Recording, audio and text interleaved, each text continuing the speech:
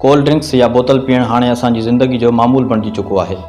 बोतल हाणे हर दस्तरख़्वान ते दस्तियाब हूंदी आहे। कुझु माण्हू बोतल खे शौक़ सां पीअंदा आहिनि त के वरी बोतल खे हाज़मे जे लाइ पीअंदा आहिनि ऐं कुझु माण्हू बोतल खे ताक़त जो ज़रियो बि सम्झंदा आहिनि। पर बोतल कंहिं बि सूरत में इंसानी सिहत लाइ फ़ाइदेमंद न हूंदी आहे, पोइ उहा बोतल चाहे कहिड़ी बि कंपनी जी हुजे या कहिड़े बि रंग जी हुजे। 2021 में दुनिया जो हिकु मशहूरु फुटबॉलर क्रिस्टियानो रोनाल्डो पंहिंजी प्रेस कॉन्फ्रेंस दौरान पंहिंजे आॾो पयल कोका कोला जी बोतल खे हटाए करे पाणी जी बोतल रखी छॾी, जंहिं सबबु कोका कोला कंपनी खे $4 अरब जो नुक़सानु खणणो पियो।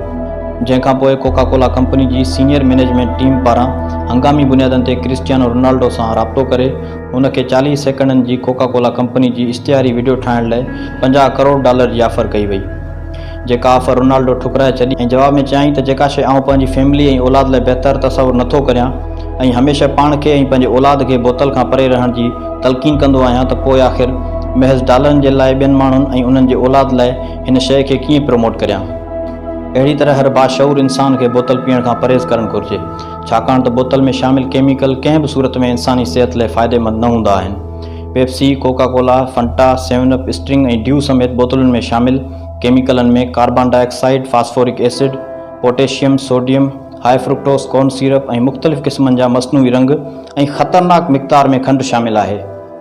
जंहिंजे करे बोतल पीअण सां शुगर, ब्लड प्रेशर, कोलेस्ट्रॉल जो वधणु, दिलि जी धड़कन में बेतरतीबी पैदा थियणु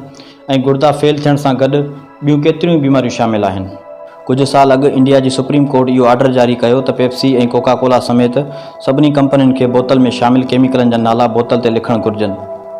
जीअं माण्हू बोतल जे नुक़सान खां बाख़बर हुजनि ऐं बोतल खां परहेज़ कनि। दर हक़ीक़त बोतल हिकु क़िस्म जो ज़हर ऐं तेज़ाब आहे, जंहिंखे सफ़ाई लाइ इस्तेमालु कयो वेंदो हो।